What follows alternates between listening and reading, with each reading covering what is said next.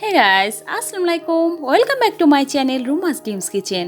আজকে বানিয়ে দেখাবো এগ বিরিয়ানি, একদম দোকানের মতো পারফেক্ট ঝরঝরে বিরিয়ানি কিভাবে রেডি করছি সেটি শেয়ার করে নেব তোমাদের সাথে।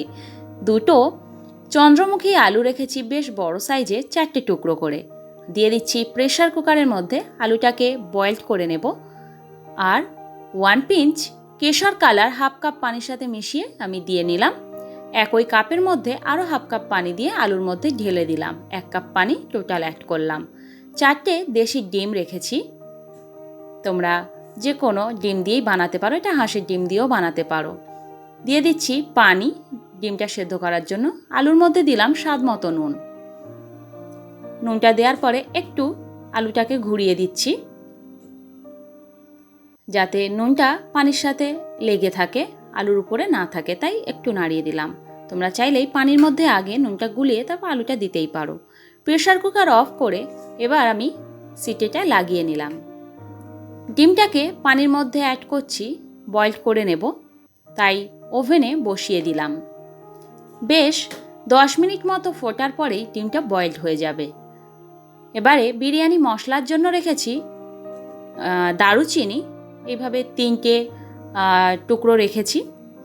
জায়ফল জয়িত্রী রেখেছি 1টা আর হাফ, 8টা এলাচ, 2টো তেজপাতা, একটা জায়ফল, একটা স্টার অ্যানিস, একটা বড় এলাচ, আর আছে হাফ টিস্পুন কালো মরিচ রেখেছি, হাফ টিস্পুন সামরিচ রেখেছি, হাফ টিস্পুন লবঙ্গ রেখেছি, আর 1 টিস্পুন আছে সাজিরে। এগুলোকে হালকা তেলে নিয়ে আমি গুঁড়ো করে পাউডার বানিয়ে নেব। তবে এই সব মশলা গুঁড়ো কিন্তু একেবারেই বিরিয়ানিতে ইউজ হবে না। এর মধ্যে থেকে যতটুকু ইউজ করব সেইটুকু আমি বলে দেব।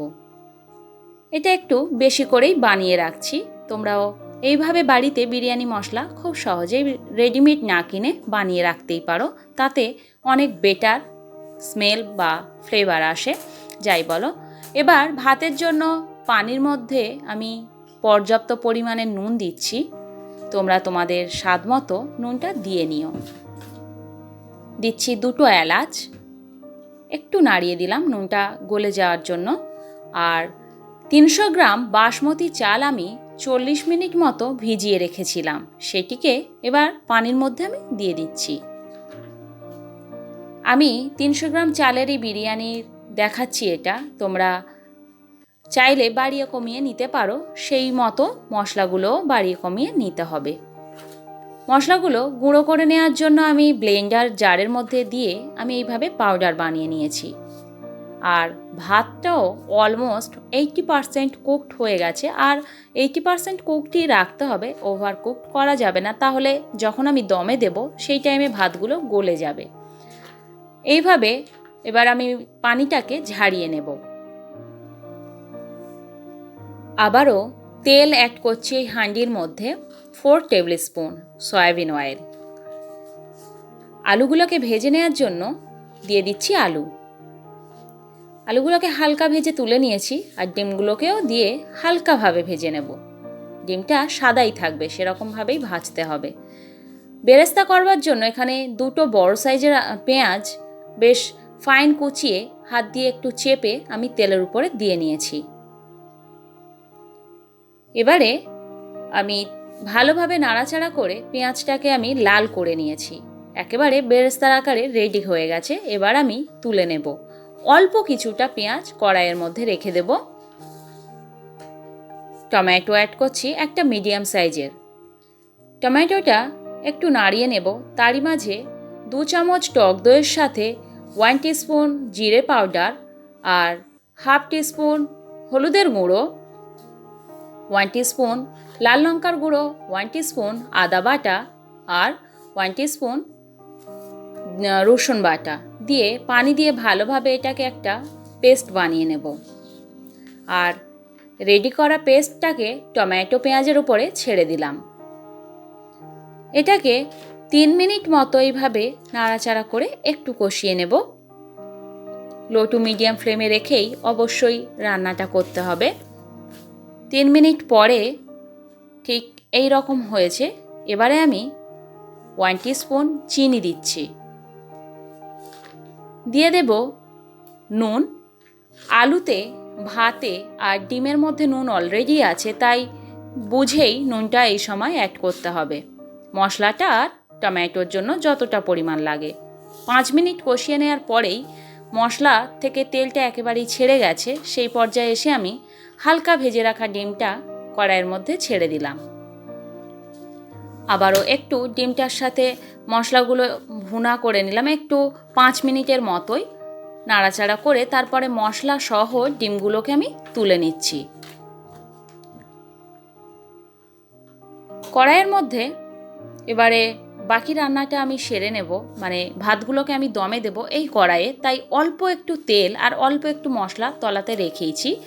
আমি ওভেনের উপরে বসিয়ে রেখেছি কড়াইটা, কিন্তু ওভেন অফ। আমি তাও বসিয়ে নিলাম, তার উপরে কড়াইটা দিয়ে ভাতটাকে সাজিয়ে নিচ্ছি, পরে ওভেনটাকে অন করে দেব। কড়াই গরমই আছে আর ভাতটাও গরম আছে, তাই একদমই দেরি হবে না দম হতে বা ভাতটা গরম হতে, খুব তাড়াতাড়ি হয়ে যাবে। তাই চেষ্টা করবে ভাত গরম থাকা অবস্থাতেই দমে দেওয়ার। একটা লেয়ার ভাত দেওয়ার পরে বেরেস্তা এইভাবে বেশ কিছুটা নিয়ে হাত দিয়ে ছড়িয়ে দিলাম ভেঙে, আর বিরিয়ানি মশলা এইভাবে ছড়িয়ে দিলাম 1/2 টিস্পুন। ভেজে রাখা আলুগুলোকে ভাতের মধ্যে আমি দিয়ে নিলাম, আরও একটা লেয়ার ভাত আমি দিয়ে নিচ্ছি। ভাতটা এভাবে লেয়ার করে দেওয়ার পরে আরও অল্প একটু বিরিয়ানি মশলা নিয়ে ছড়িয়ে দিলাম, আর আগে থেকে ডিমের যে ভুনাটা রেডি রেখেছিলাম সেই ডিমের ভুনাটা ভাতের মধ্যে, ডিমটা জাস্ট এইভাবে বসিয়ে দিচ্ছি আলুর মাঝখানে মাঝখানে। আবারও ভাতের লেয়ার ডিমের উপরে দিয়ে নিচ্ছি।